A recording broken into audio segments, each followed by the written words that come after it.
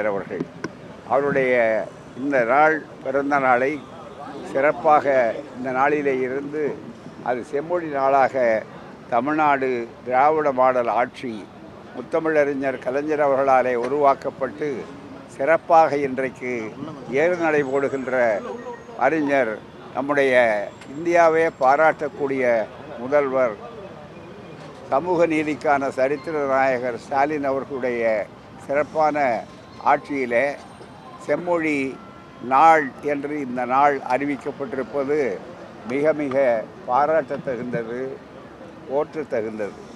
காரணம் என்னவென்றால் தமிழ்மொழி செம்மொழியாக வேண்டும் என்ற தீர்மானத்தை ஒரு நூற்றாண்டுக்கு முன்னாலேயே நிறைவேற்றிய பெருமை நீதி கட்சி என்ற திராவிடர் இயக்கத்தை சார்ந்தது. 1918 முதல் முறையாக தமிழ் செம்மொழியாக பிரகடனப்படுத்தப்பட வேண்டும் என்ற தீர்மானத்தை டாக்டர் நாயர் அவர்கள் அங்கே முன்மொழிந்தார்கள். அப்படி இன்னும் பல தலைவர்கள் முன்மொழிந்தார்கள்.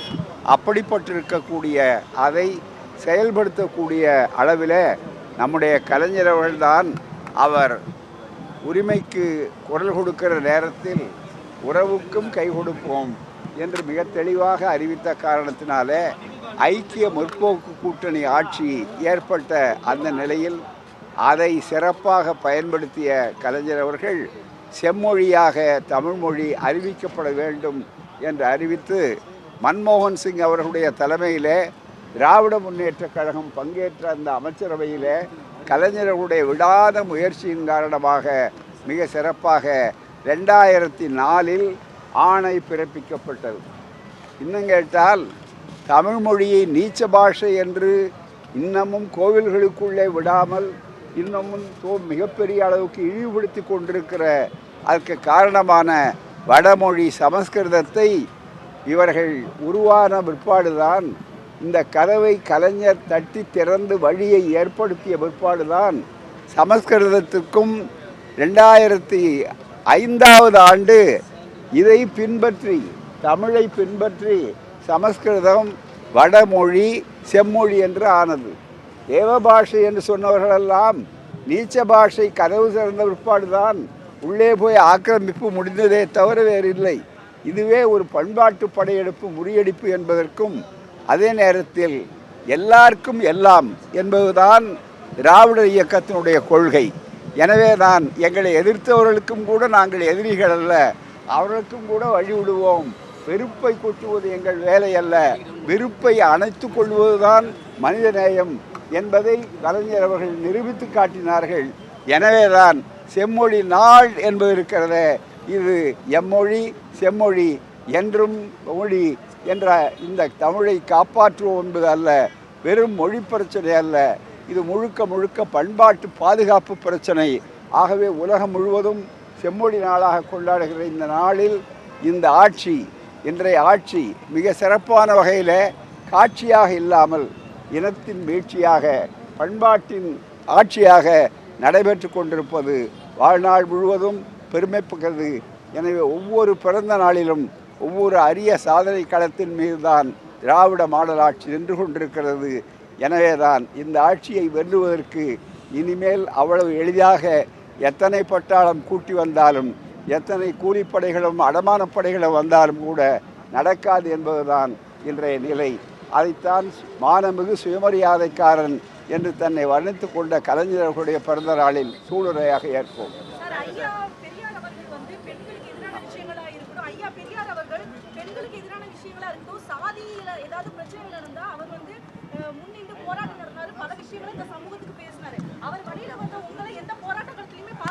பெரியார் என்ற அந்த மாபெரும் போர் ஆயுதத்தை யாராலும் களங்கப்படுத்தி விட முடியாது, அதனுடைய முனை என்றைக்கும் கூர்ப்படுத்த முடியாது. கத்தியோடு அவர்கள் முனையோடு அவர்கள் முனைப்பவர்கள் அவர்களுக்குத்தான் சிக்கல் ஏற்படுமே தவிர பெரியாருக்கு, பெரியார் பிம்பத்திற்கு, பெரியார் புகழுக்கு வராது. இனிமேல் வருகிற ஆண்டு பெரியார் ஆண்டுகளே தவிர மற்றவர்கள் ஆண்டு அல்ல. சிறியார் என்ன சொல்லுகிறார் என்பதை பற்றி அறியாராகவே நாம் இருப்போம், அதை பற்றி கவலைப்பட வேண்டாம். அதாவது இதை வைத்துக்கொண்டு அரசியல் நடத்த முடியாதவர்கள் அதை வைத்துக்கொண்டு அரசியல் நடத்தலாம் என்று அதை அரசியலாக்கி பார்க்கிறார்கள். தமிழர்கள் அல்லது உண்மையான கன்னட தோழர்கள் யாரும் இதை பெரிதுபடுத்துவதற்கு தயாராக இல்லை. பண்டை தமிழும் தமிழில் மலர்ந்த பன்னிக தெலுங்கு துளியமானம் கன்னடம் என்றும் கனிகர் மொழியே என்று புரட்சி கொஞ்சம் சொன்னார். அதைவிட மிக தெளிவாக பல ஆராய்ச்சியாளர்கள் மனோன்மணியம் சுந்தரம்பிள்ளை உள்பட ஆய்வாளர்கள் எல்லாம் சொல்லியிருக்கிறார்கள். தாய் என்றாலும் சகோதரர் என்றாலும் ஒரே குடும்பம் என்பதை மறுக்கிற நேரத்தில் இதை எதற்கு அரசியலுக்கு பயன்படுத்தலாம் என்று சிலர் பயன்படுத்துகிறார்கள்.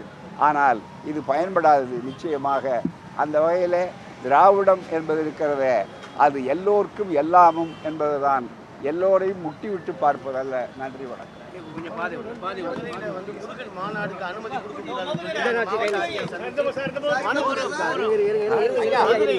22ஆம் தேதி முருகன் மாநாடு நடத்துவதற்கு அனுமதி கொடுக்கக்கூடாது. விவகாரத்துல அங்க கொந்தளிப்பா இருக்குது. மீண்டும் மத ரீதியான பாதிப்பு வந்து சொல்லியிருக்காங்க. நிச்சயமாக. அதாவது முருகனையே இப்போது RSSல சேர்த்திருக்கிறார்கள். முருகனே இப்போது சங்கியாக மாறியிருக்கிறார். முருகன் முருகனாகவே இருக்கட்டும், RSS அரசாகவே இருக்கட்டும், முருகனை RSS மயமாக்கிவிட வேண்டாம். எனவே தான் மீண்டும் இப்போது RSS முருகனா அல்லது வேறு முருகனா என்ற போராட்டத்தை ஈடுபடலாம் என்று நினைத்தால் அவர்கள் நிச்சயம் ஏமாந்து போவார்கள். இது திராவிட மண், பெரியார் மண், மத கலவரத்துக்கு இடம் கிடையாது. ஆகவே தான் இந்த வித்தைகளெல்லாம் ஒருபோதும் பலிக்காது. எனவே தான் இது மனிதர்களை பிரித்ததோடு இப்போ கடவுளையும் பிரிக்கக்கூடிய அளவிற்கு போனார்கள் என்ற உண்மையை மக்கள் பக்தர்கள் தெரிந்து கொள்ள வேண்டும்.